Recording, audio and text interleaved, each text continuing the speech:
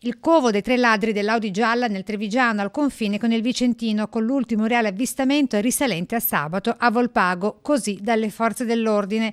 Ore concitate con massicci posti di blocco in tutta la Marca. Assolutamente sì, abbiamo messo in campo il maggior numero di pattuglie possibili e abbiamo l'elicottero pronto a partire in ogni momento, quindi appena avremo delle indicazioni serie sugli avvistamenti di questa macchina, in pochi minuti cerchiamo di essere nei pressi dove è avvenuto l'avvistamento. I 3 giovani a bordo non sono quelli identificati nei selfie delle ore scorse, con uno dei sospettati albanesi che, sebbene presentatosi spontaneamente in questura a Torino, proclamando la propria innocenza, è stato comunque trattenuto e presto verrà espulso perché senza permesso di soggiorno. Li avete già identificati comunque i 3? Siamo a buon punto.